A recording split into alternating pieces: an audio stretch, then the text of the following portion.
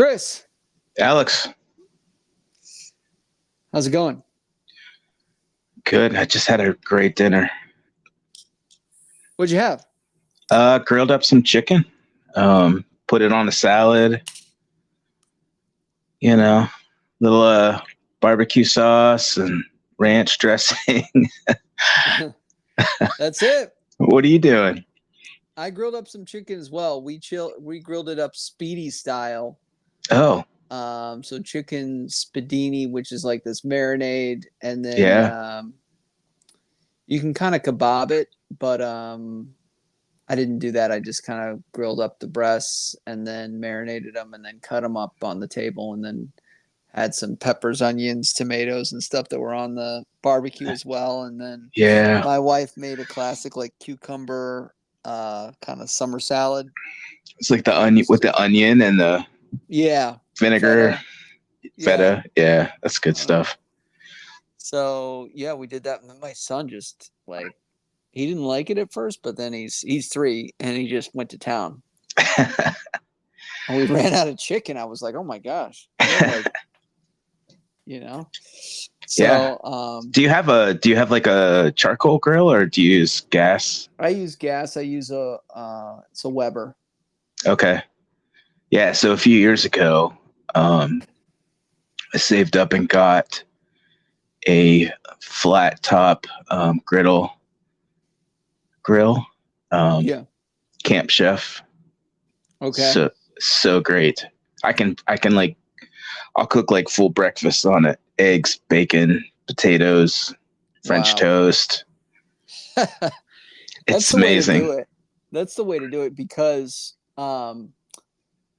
just like cooking outside, you don't kind of like smoke up your kitchen and you kind of got a lot of like the dirty stuff is like outside rather than like messing up a kitchen. It kind of feels like cleaner too. Yeah, exactly. Yeah, and it's easy to clean. That's what I like about it.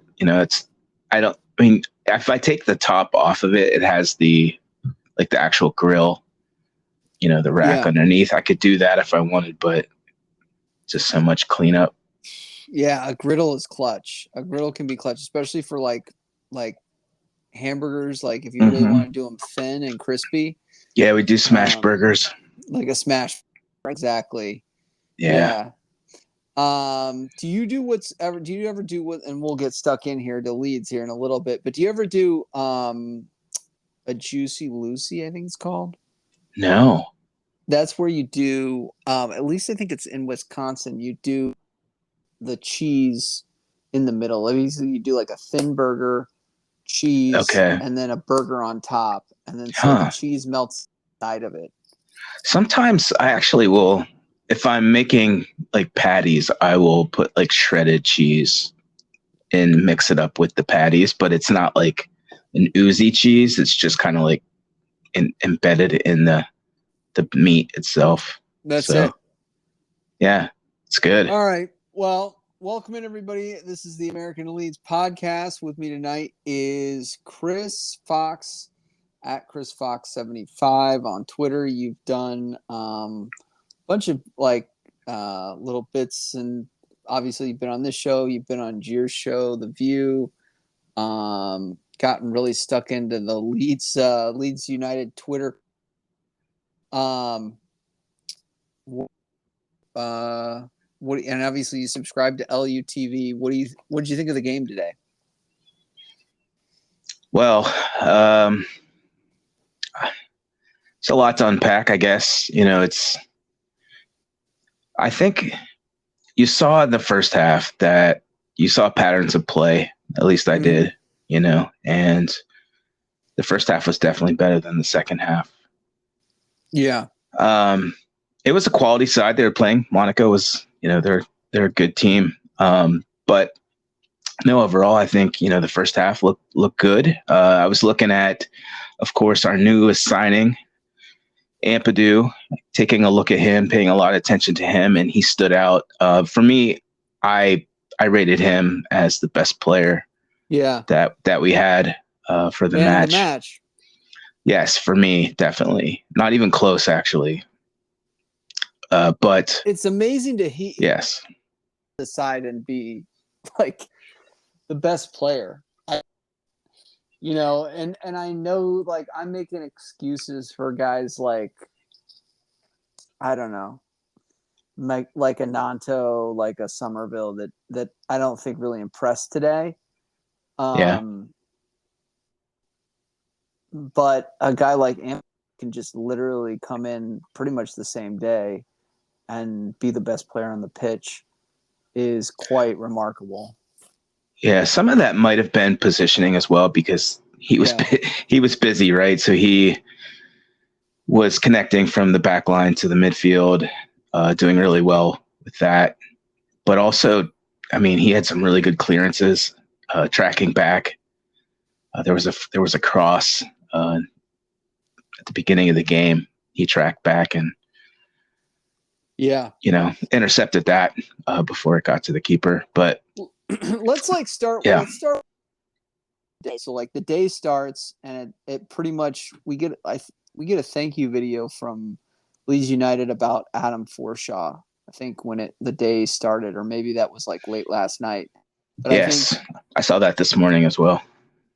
So Forshaw is officially moving on, and then that was kind of like, to me it was good because if Ampadu's in midfield, if we do somehow retain Tyler Adams, and we'll get into that later, and then you've got the three kind of players knocking at the door, Jabby, Gray, and Bate.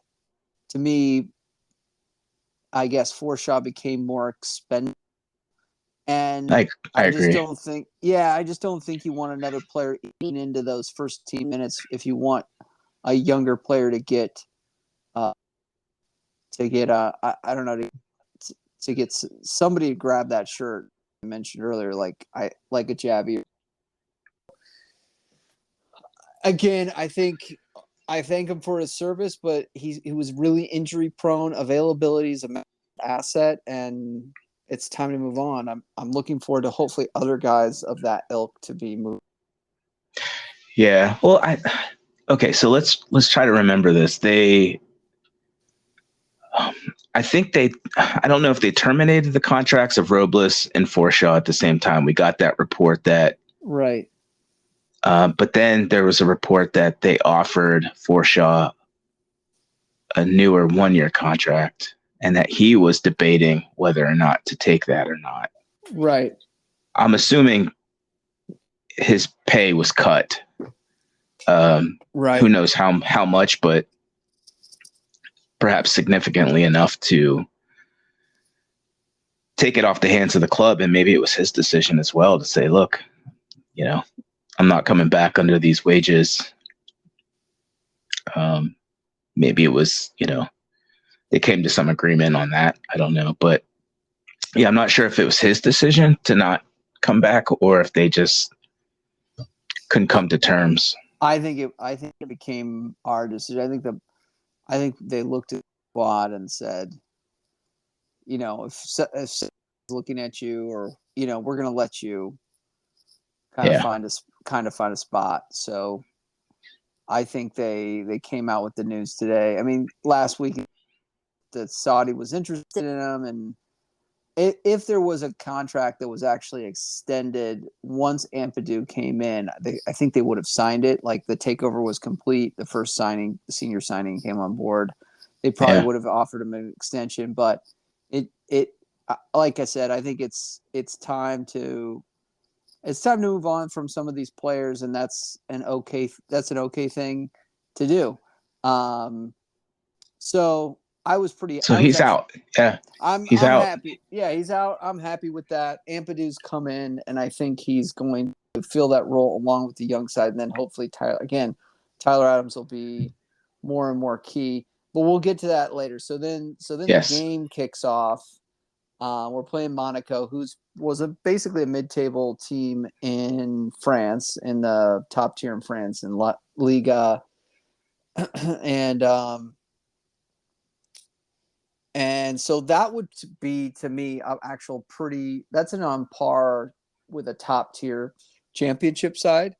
I think this is like probably the level that you're going to see at like a Leicester, to me is maybe similar. I feel like a Leicester could probably be mid-table in France, but so this was a good test. Yeah. Still early in the Farka, era, and very early. I mean, now he's at what, maybe 3 weeks. And so yeah, the first half you thought we started brightly, right? I think my rating is based on, I think they were the patterns of play. Like it looked like they were trying to do what Farka wanted them to do in terms of playing out of the back. It got a little dicey again. Even Melier got caught up with a press and he was able to get out of it. He looked pretty composed actually in the first half. Right. But I thought Sinistero, when they were getting the ball out to him, he looked really threatening as usual. Yeah. But then you saw, okay, so even in the first half, it was just, I think the composure broke down mostly in the final third. And you saw Dan James put in some good crosses. You saw Sinistera in the box. There was a, I think James crossed it to him. He probably could have laid it off to Rutter and had a shot on goal. Rutter was visibly frustrated, but Cine took it and shot it and missed. But so they were, it was just still that final pass, maybe. The finishing was not quite there. Obviously, they didn't score for the second game in a row. So, but overall, I thought Ampadu really was the glue, and I thought they played pretty well the first half. Yeah. Yeah, I thought they had decent patterns of play, decent shape about them. The news kind of breaks on the squad, the lineup. Meslier in goal was kind of a little bit of a shock to me in terms of, I just thought, he's one of the possibilities that could be moved on, I think, based on his comments earlier in the summer. So the fact that he kind of got and played the whole game was a big statement. Ailing at right back, Ampadu, Cooper, Stroik, Hjelde. So immediately you go, okay, out of those five, obviously Ampadu is going to be playing in midfield there. Yeah. Ray, also an interesting call. He was little things, big things. I just, these are preseason moments. Gray and Farka in the last game immediately went up to each other and started talking about tactics. Like Gray was a second half sub in the Man U game in Oslo, and they immediately just each other, which I think is an interesting thing. Like, as a player, he obviously, like, he either gravitated to him or the head coach, the manager gravitated to Gray. But I don't know. I just think he's such a smart player. People think that he could be a 10, which is interesting to me, but a creative midfielder. It's just going to be there. He's one of our most hyped young players. He's so young. He's, I think, now 17. He had an injury most of last season. It's just going to be what his role will be. And if he gets some significant minutes this season, I think will be a big call by the gaffer. And then you got Dan James coming in, getting a start. Can't read too much in that. Somerville, Sinister, and Ruter does lead the line, who is debatable whether it's a 9. Like, is Jorginho really a 9? So, yeah, the first half, I think Monaco makes some good runs at us, but we hold on. We have some good defensive moments, keep a clean sheet in the first half. But are we lacking that focal point because there's no kind of killer instinct in the final third? There's no focal point. Bamford didn't get the opportunity to start, so So, you look at the bench, a huge bench. Maybe that's just based of like, I think the championship expanded the bench, but and I'm used to Premier League benches, but Klaassen does travel. Van de Heuvel, Byram, who I believe got like the chance to like walk on, I guess is the best way to Yeah, describe it. there's probably But has played with, some clarity needed on that. Just what's his yeah, status? Is he a trial player or is he? Yeah, yeah. I'm assuming he's still on trial, but yeah, to get some minutes in a game was interesting. Cresswell, who I wanted to get a good look. Rama, um, Jabby, Bate, Preveda, Shackleton, Gelhart, Joseph, Nanto, Bamford. So that was really in the second half. It just kind of like fell apart in terms of the shape and the structure. Yes. And obviously, Willie Nanto comes on, makes I mean, they'd call it like a bang bang play, and it was very quick, but a silly penalty in the box to lift your leg that high and get a free kick. So Yeah. they put that away. Well taken penalty by Monaco. It's 1-0, and then the second one, it just looked like the player in Monaco does he? I think he gets over the center back. Is Hjelda playing center back? It looked like. In the second half, it was in the second goal. so I believe it was Cresswell. Was it Cresswell? Yes. I mean, there was, and then some people on Twitter or online are basically saying, well, Meslier was too far out of goal to kind of come back to get that and poke that away. It was a well taken header. I don't know. I don't know what to do. It kind of didn't look threatening. I think we were out of yeah. I think it was we were out of shape in the back. I mean, yeah. There wasn't a lot of pressure. Goal. The guy had a lot of time to make the cross. It was pretty far out. And I mean, credit to, I can't recall his name, but the header was class. Like it was really good. I watched the replay. I don't know what else Meslier could have done. It was really well taken, but the thought would be that he was too far out. Right. He was too far out of goal and he couldn't get back to poke it away.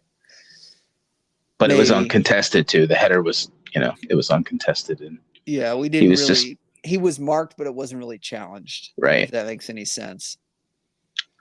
So that was the one goal. That's the one goal that you're kind of would be worried about. Like, what the hell was that? Yeah, that had flashbacks of the end of last year. Well, most of last year for sure. But as far as the lineup, I just want to quickly touch on that again. What did you think of? So Pascal played right center back this time, and Somerville played in the 10 role, and those were the two that piqued my interest to see how well they would do. And I thought Pascal actually played pretty well in that right center role. People liked, I think Pascal was pretty good. I just think he should be playing the fullbacks in Farka's system. It looked like he wanted to play one high, one low, and I think that was working. I just think Pascal now next thing, but he's got to have a bounce back season. He's got season. He is a huge, skillful footballer that can be a center back for us, and that's what he was under Bielsa for 2 or 3 seasons. There's a video of Calvin Phillips pointing to them after like the promotion and then winning like that whole party up at Ellen Road during COVID. He's pointing at Pascal going, this guy's next. He is next. And I remember he was really good. He's fat. He was everything. He read the game well. He was fat. He could pass a ball long and short. Like he could ping balls all over the kind of pitch. And then he was also really dangerous on headers. So I thought he was pretty good. He had a couple balls in on corners that he sniffed out pretty quickly. And then I think he almost had a decent connection on a set piece from Gray.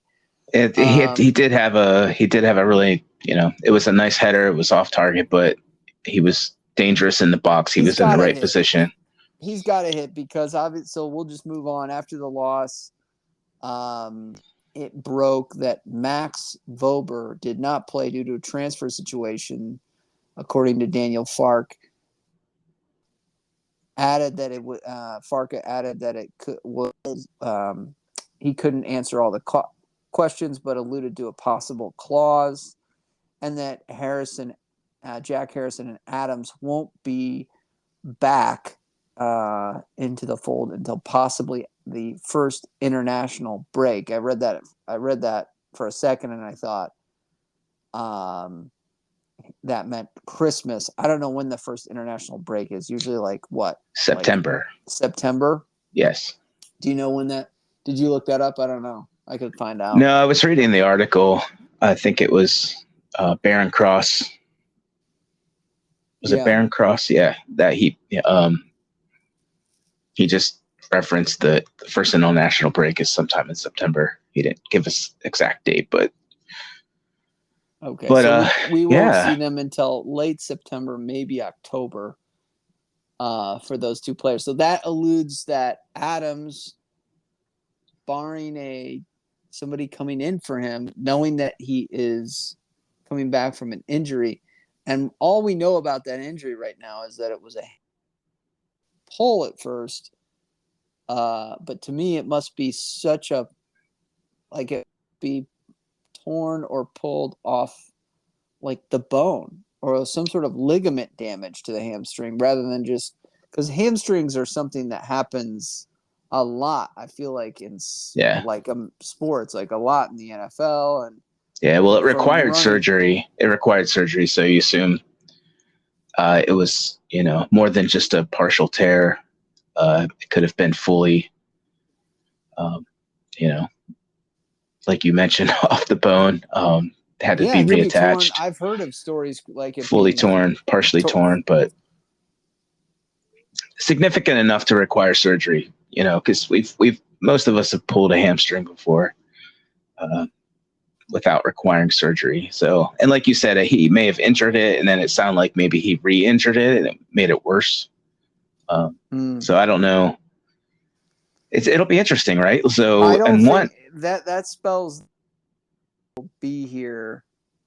Yes, and that's past first, which is I believe the deadline.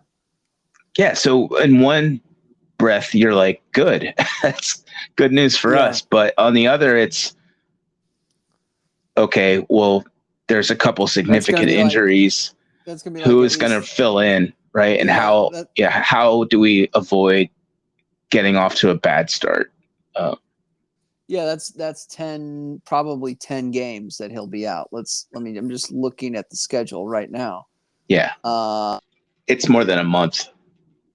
1, 2, 3, 4, 5, 6. It's probably more than 10 games.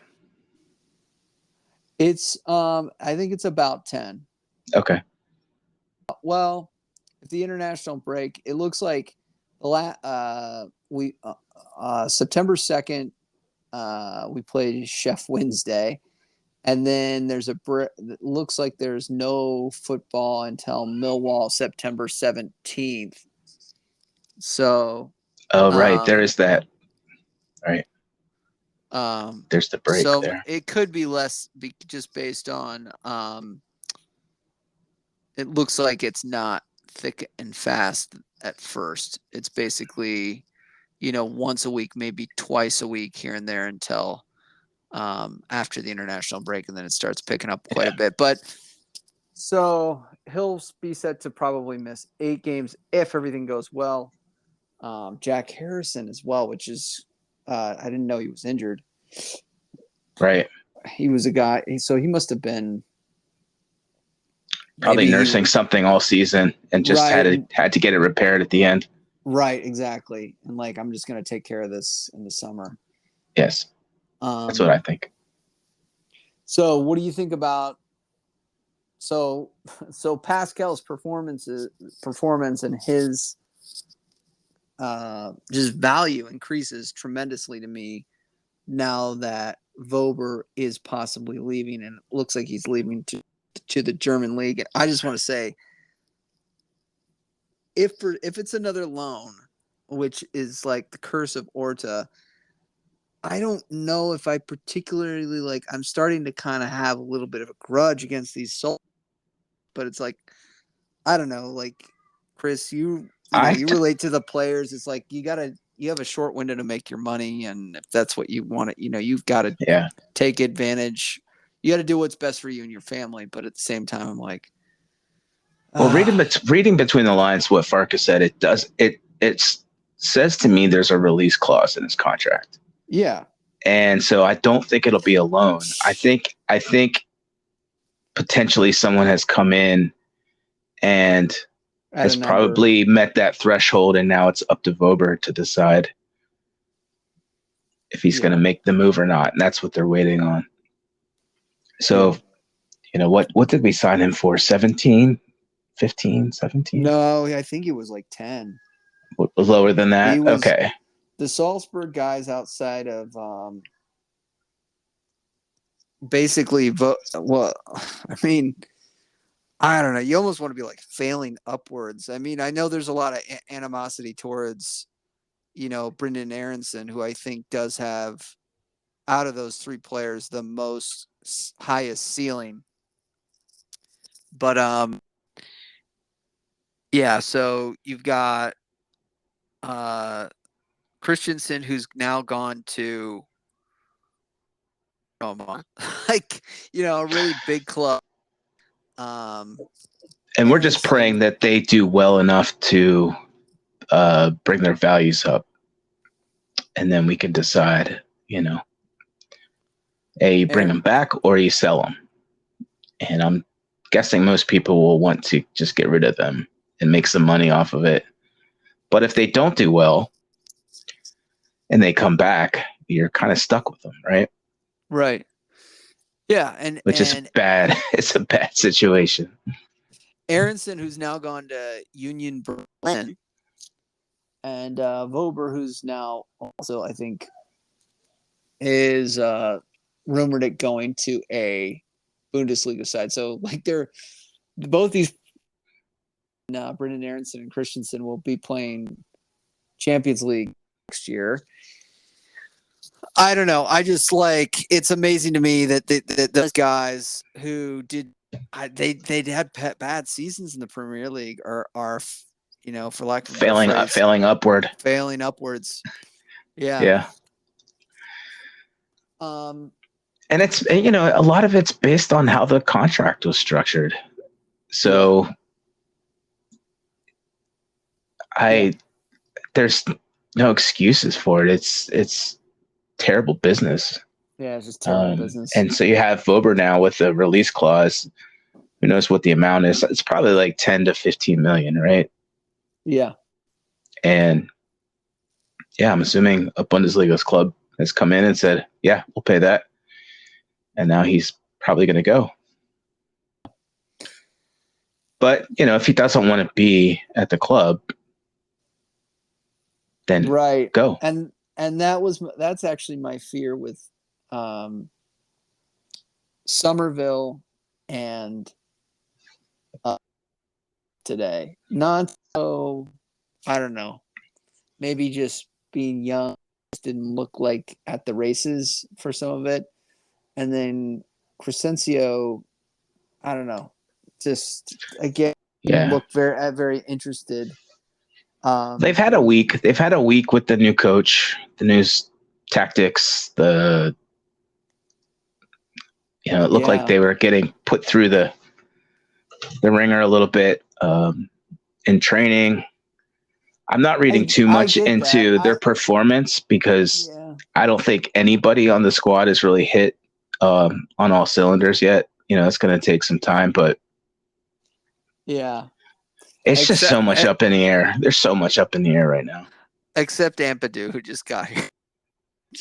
Exactly. He's the one person that we're like, okay, good. We know he's going to be here, and he was fully committed after maybe 2 days of training. Yeah, and that makes me Alex. That makes me confident that we get a couple players this week, maybe 3 at the most, if we're being optimistic.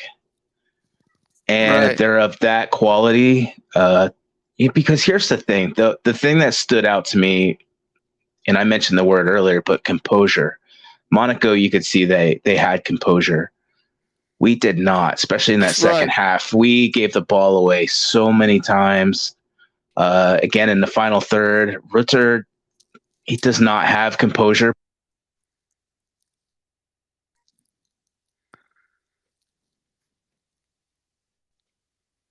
Chris, you there?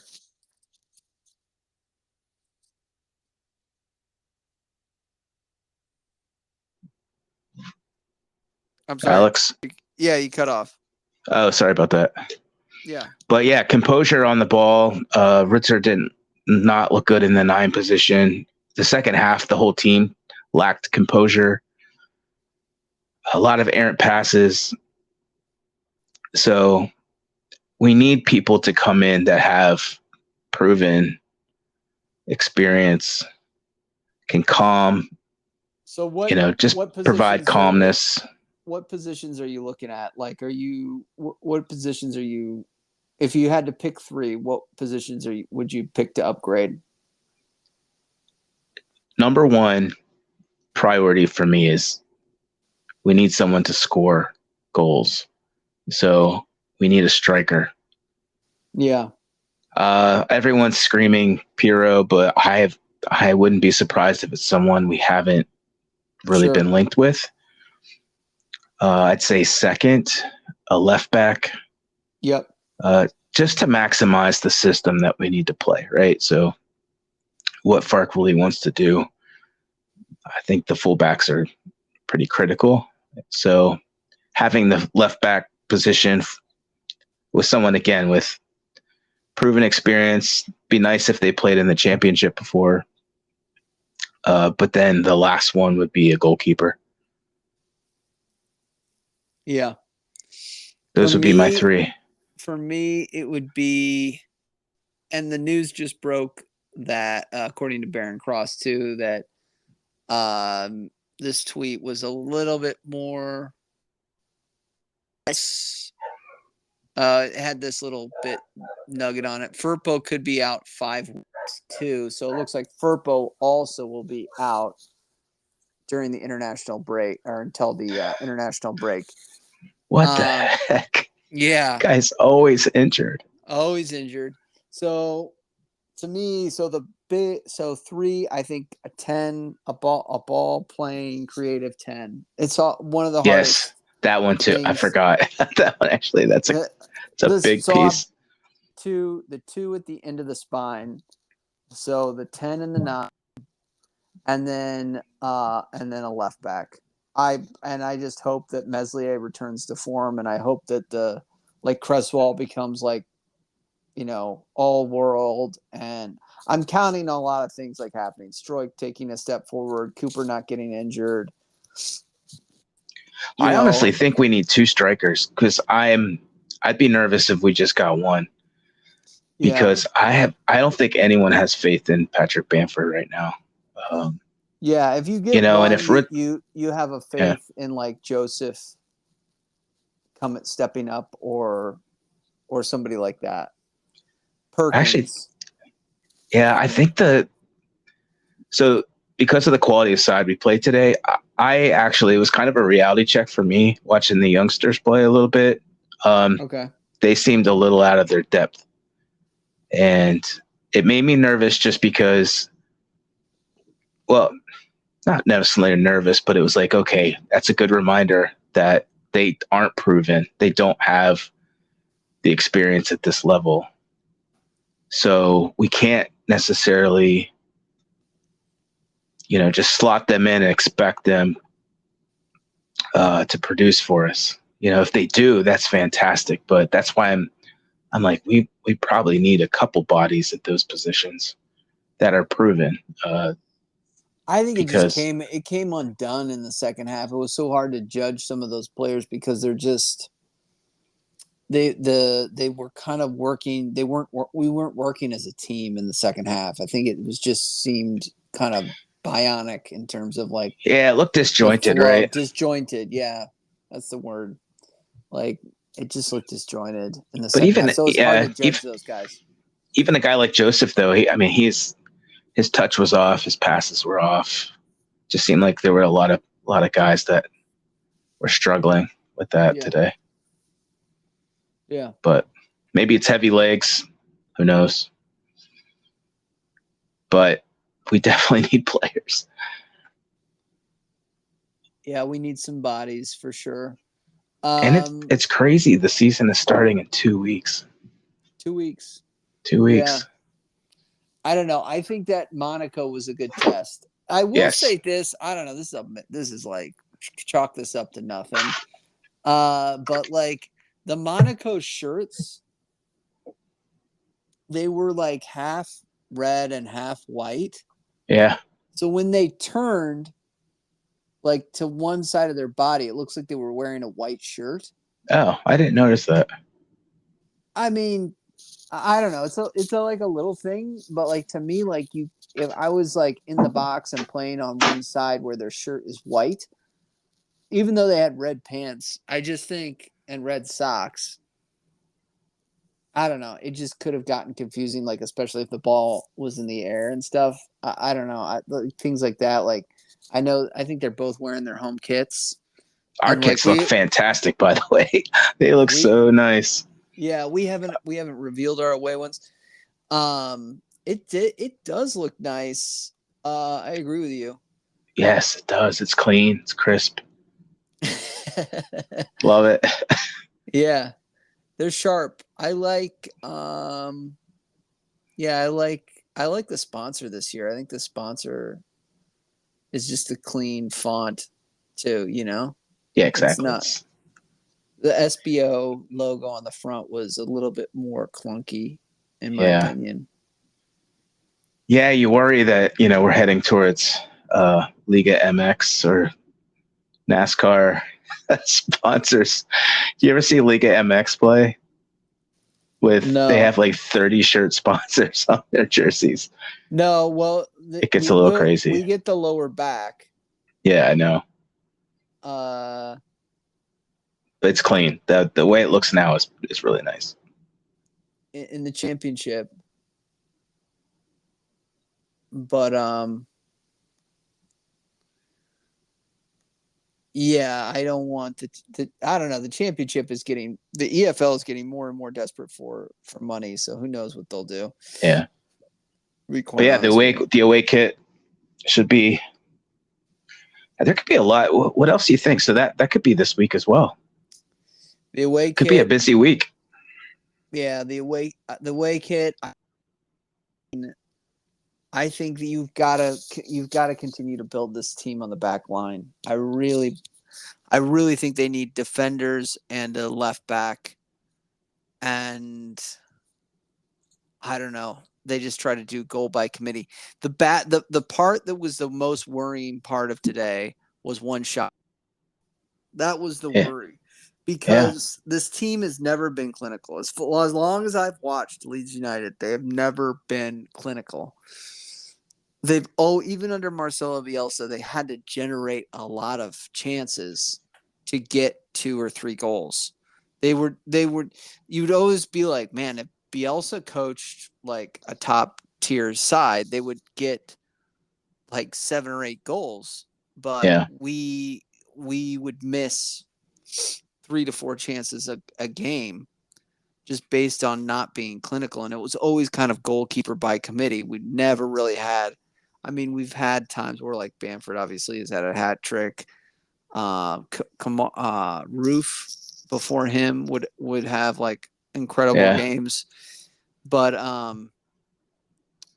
yeah, it's never really been clinical. So when you have one shot on target, uh, and obviously we didn't convert that chance, it becomes a little bit more worrying, especially in a Farka side. But we know this. I think we know that Farka is going to lay the groundwork.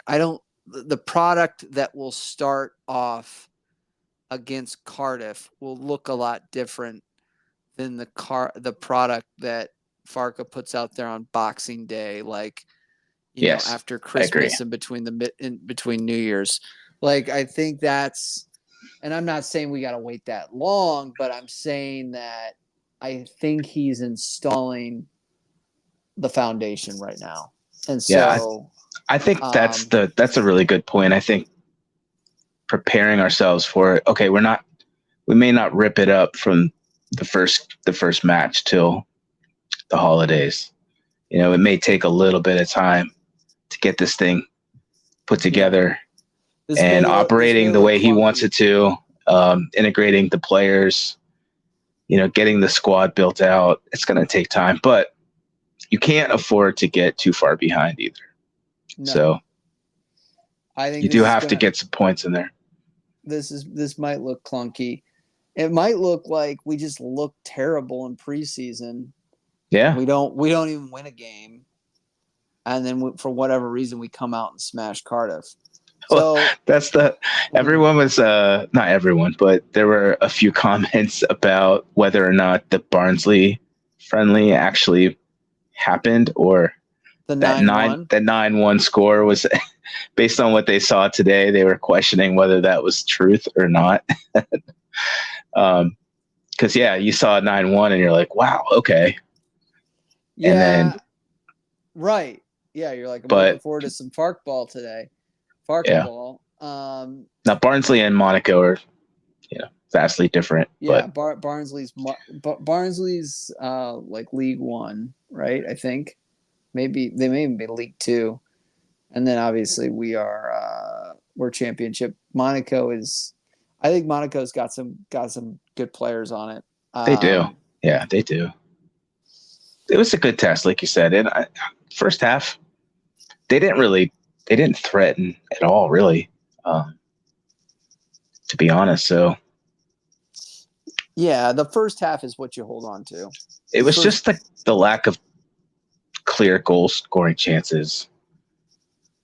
Not creating, just things breaking down again in the final third, where I think that 10 role is pivotal. I think that central attacking player, once it becomes more fluid, but I just don't think we have an out and out 10. I do think he likes to have a central attacking creative player.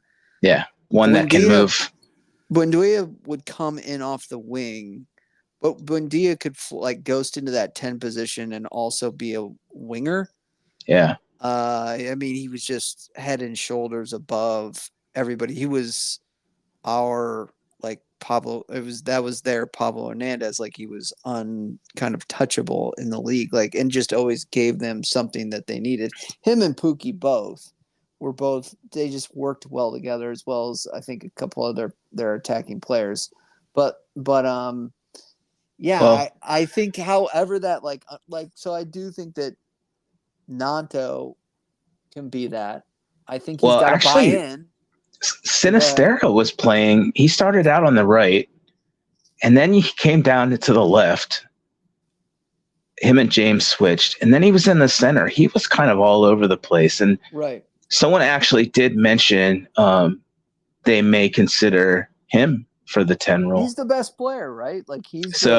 If that's the case, I would like to see maybe the next preseason game, give him a shot there, because he moves around a lot. Like you said, he's out on the wing, he's in the center. He's very along the front line. He can play any of those positions. So, and he's our best player, like you said. So, make him the focal point. Yeah, that'd be interesting. It would be interesting to see him there. Especially since we have so many wingers, right? So What did you You think know, of it's not like Joffrey? moving him out of the wing wouldn't really necessarily hurt us because that's probably our most abundant as far as the squad. We have the most wingers out of any position. So who knows? What did you think of Joffrey? I thought he looked pretty good. He he was really progressive. When he got the ball, because a lot of our guys were playing the ball back a lot. I think they were trying to get back into shape when things broke down. So, but he was on the front foot. Was involved in some attacking plays that broke down, but again, you kind of have to like really dig into. Nothing stood out. Obviously, I can't think of a thing that he did that was like, wow, but he was decent. He wasn't terrible. But again, like you're looking for somebody to stand out like Ampadu did, right? We need Right. more than one player that makes an impression. Yeah. And it's just not there yet for me. Yeah. Yeah. Anybody else stand out for you? I think that good or bad? Pascal didn't look terrible, so that's great. Pascal's bit was on a run of just low confidence and looking poor. Ampadu obviously was man of the match. I think, there was some good pressing at times. I thought James had a nice little cross to Ailing. Yeah, he did. That was nice. Ailing, I thought couldn't get on the end of it, but that's like he scored those before too. He scored those before. He's sneaky with those. Mm-hmm. I mean, he's a right back. Like you're not, if he banged all those in, he would be Trent Alexander-Arnold. You know what I mean? Like if he banged all the top opportunities, he had to. But he gets in good, dangerous positions. He does. Yeah, I just think there was some decent pressing at times. Look, I think Willie made a dumb play. It's early, so I won't completely crucify him. Crescencio looked disinterested. He got hammered.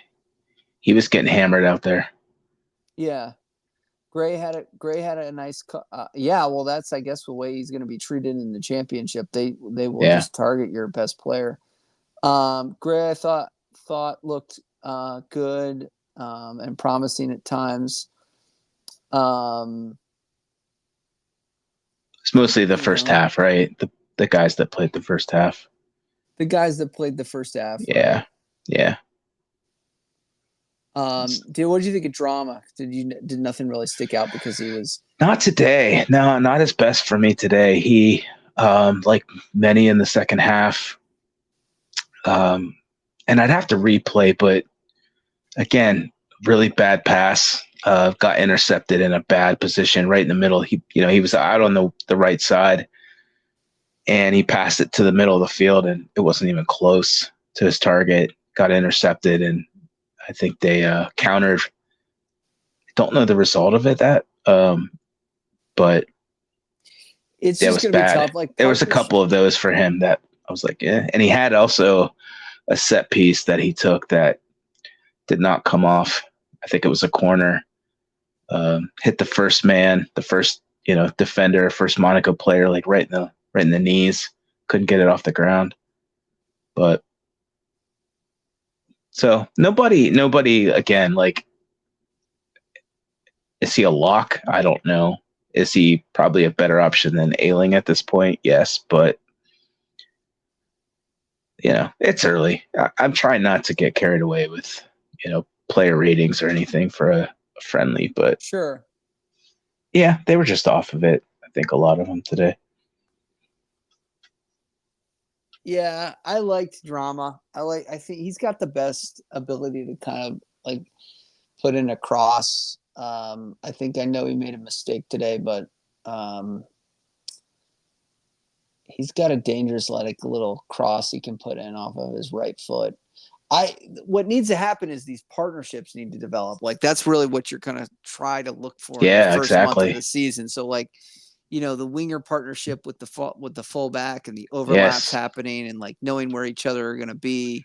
The center back partnership, obviously, the two midfielders, that one holding and one kind of ball playing midfielder, like we're just not there. And like that's when we can get really good, like when those little kind of like just partnerships across the pitch happen. And then the front four, like however those front four like attack, those little patterns of play in the final third, like how they weave in and out and like make these little runs in between like their back line. That's a great point. Just players being comfortable and familiar and knowing where to with be each other. Yeah, that's going on. Yeah, that's what happened. We're still in the team building phase, and let's not forget, this isn't like exclusive to just Leeds United. Like every team right now is going through this. They're bringing in new players. They're, integrating their system, getting into fitness.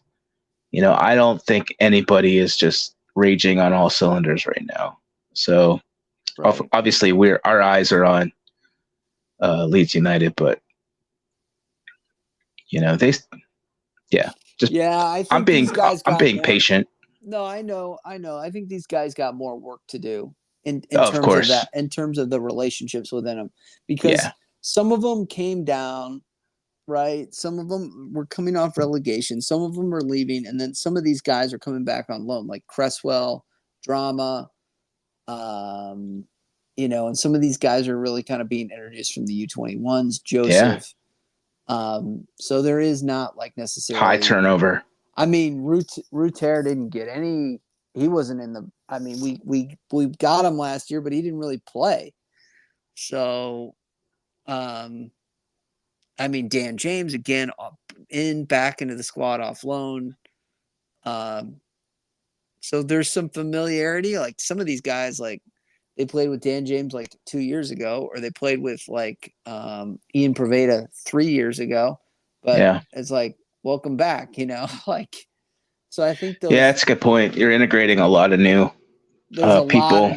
There's a lot of new. There's a new coach, and they're like, even though it's like these players, some of these players have been around, like a Jamie Shackleton. Like a lot of people don't want him to see him on the team. Don't think he's good enough. But no matter what you think of him, like he's getting a look, and it's just football is like that sport that you just really have to have some familiarity about where your teammate's going to be in order to progress the football down the field.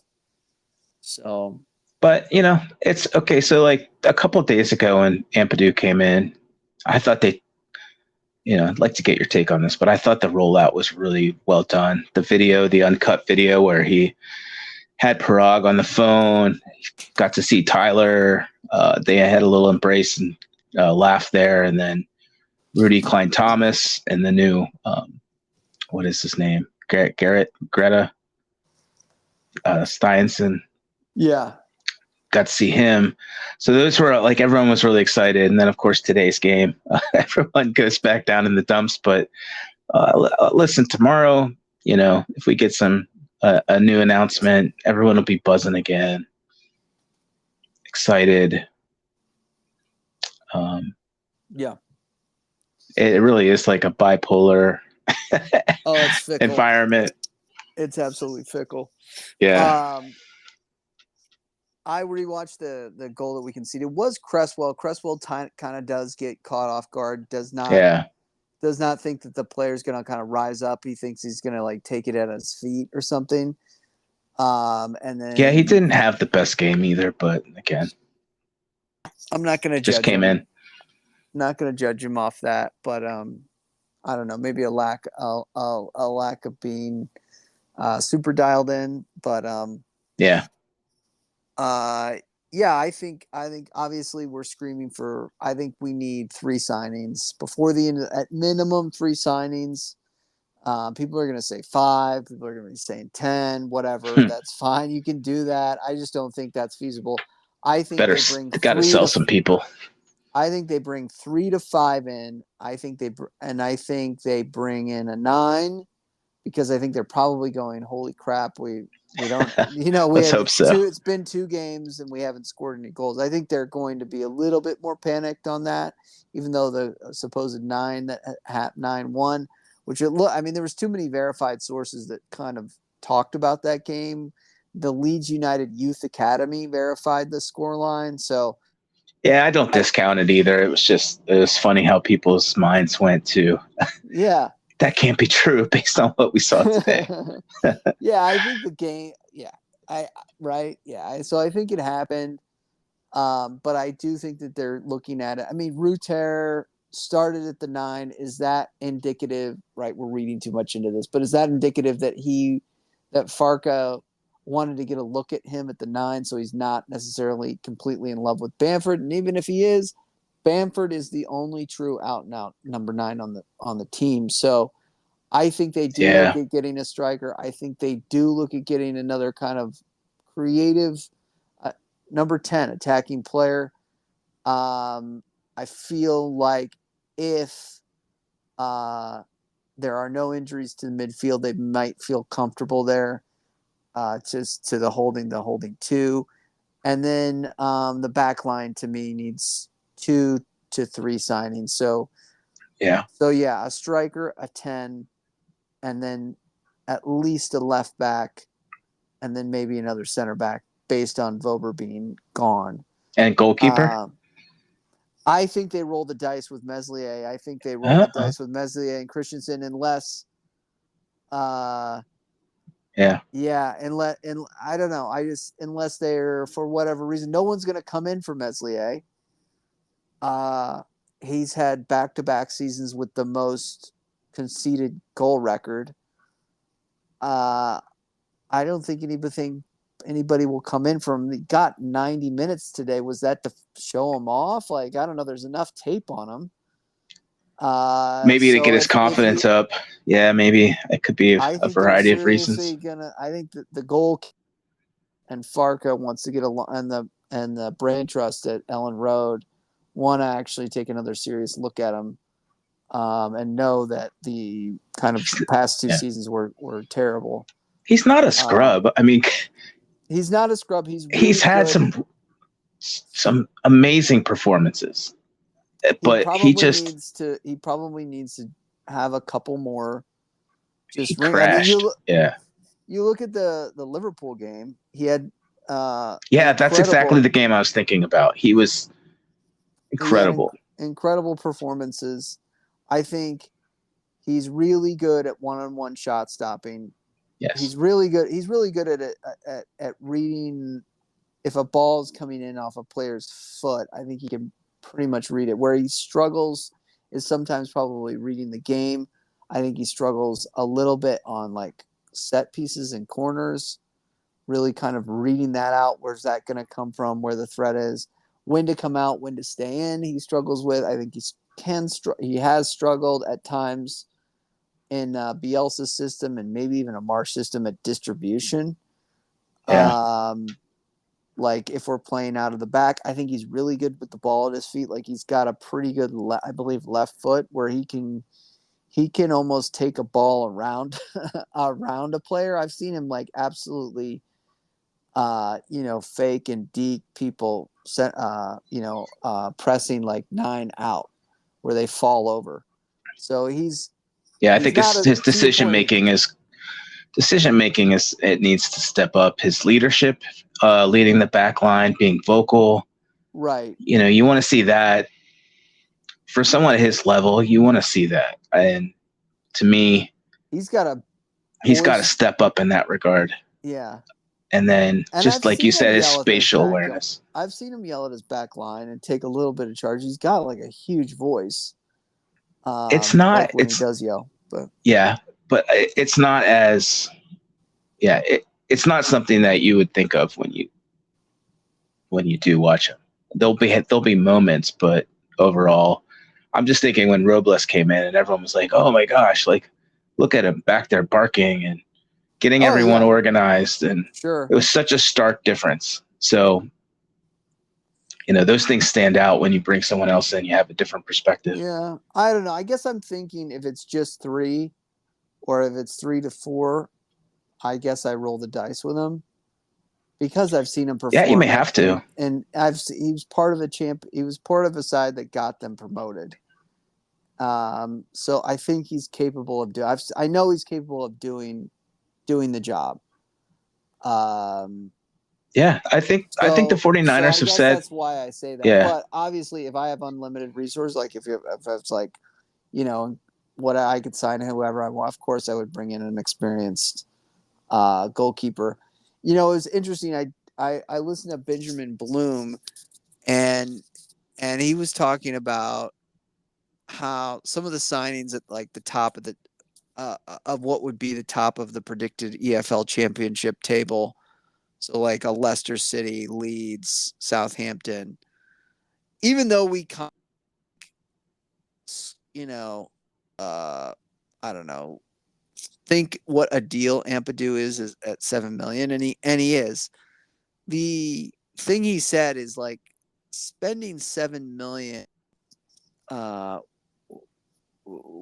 a player when you like talk about Ipswich or you talk about like maybe who should be a mid-table EFL side, or I can't remember, like some of the, or like a Portsmouth obviously is they call it tin pot, but it's on it. So no offense to fans, but it was funny to say how small it is. But like the lower half, the lower 10, the 15 to 10 to even the mid-table teams, like signing a $10 million player is like crazy. Crazy to them. That's like nuts. That's like, you're spending, to us, what would be a £50 million player when we were in the Premier League. So, right. It's all relative. So we were able to get, like, if we're able to get a couple of signings, even under $10 million, that's, that is top 6 money in this league. So I just think that they need to get, we'll see what the other thing about this freaking league is that the financial fair play is real. Yeah. Like you have to balance the books at the end of the year. And if you don't balance the books you will get points deductions, like harsh points deductions of like 10, 20 points the following season. And that's kind of how I'm thinking about this. So you're screwed. So yeah, the 49ers came in, they said, we want to be aggressive in the transfer window. That's what they want to do. Now, what can they do? Right. So that's the next question. We know what they want to do.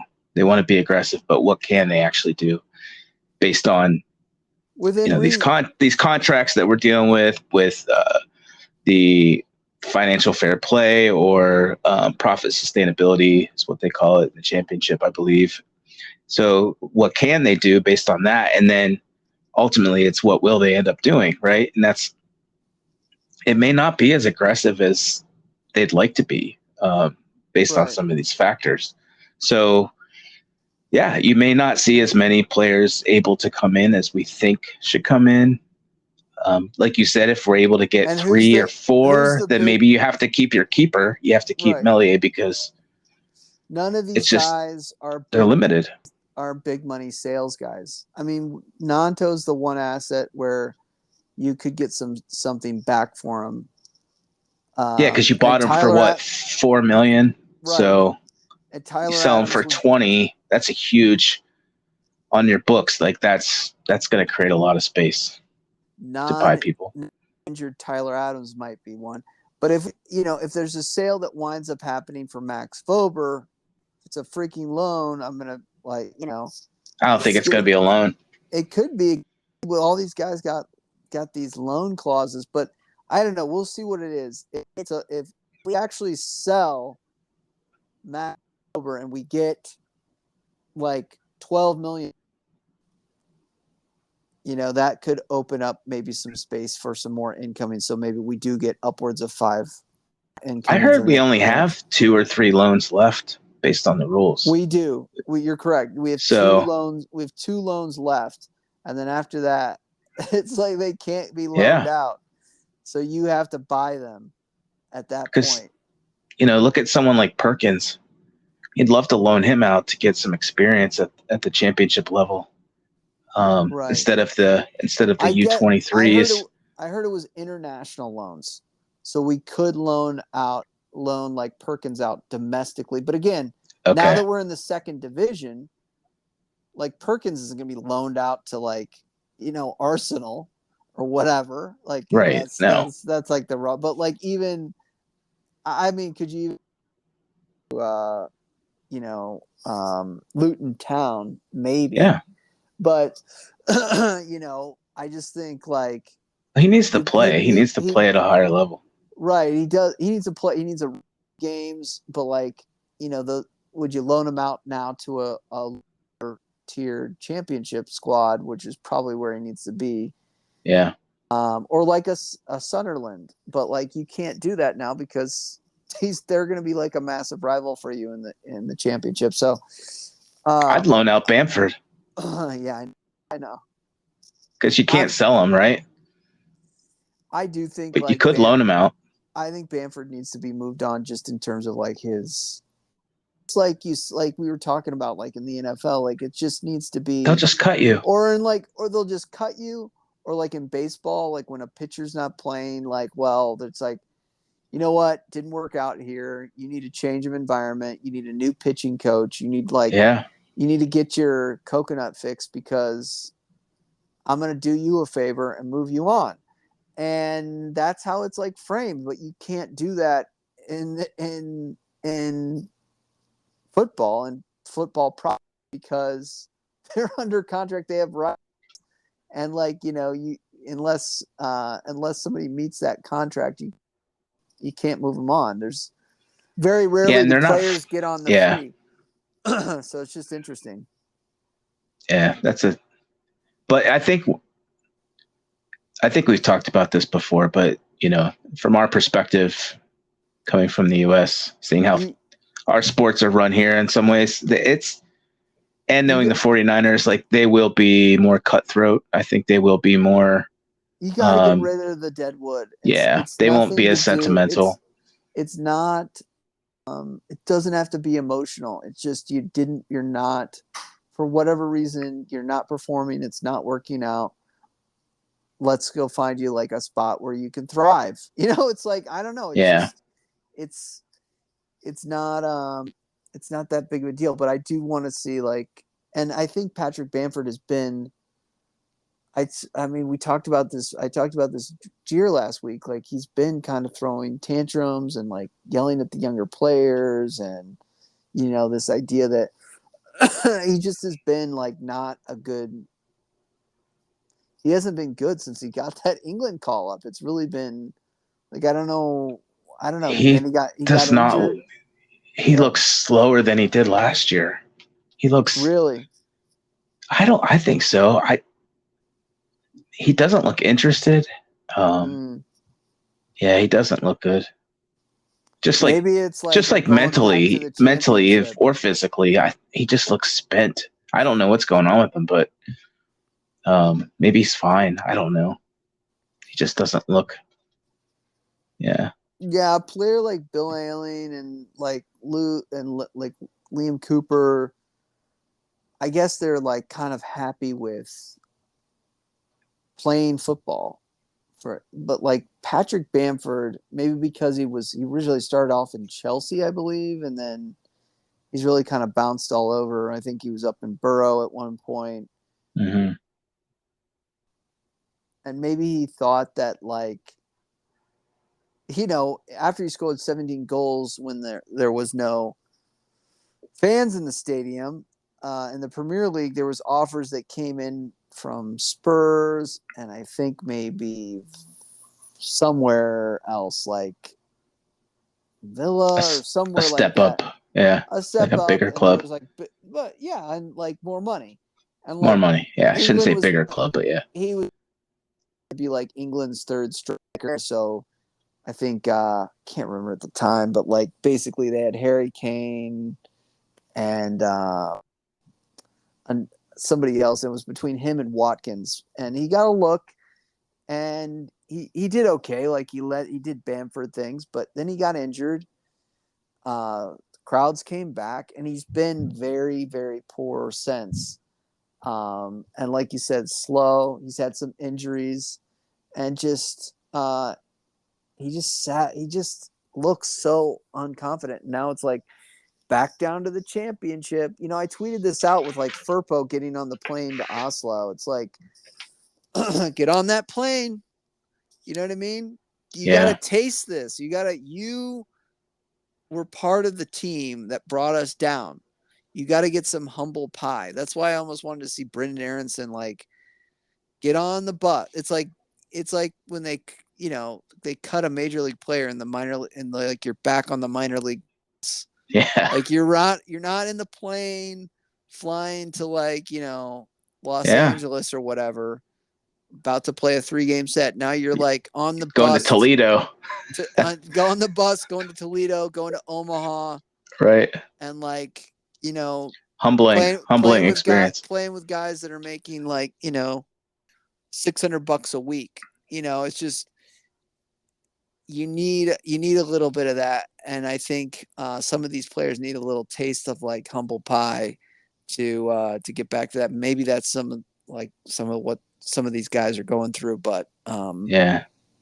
Well, the players can't get away with it today in today's game. They are hooked up and wired to every analytic metric out there. So, I mean, they're not the coaches, the performance staff. They'll all see, how they're running.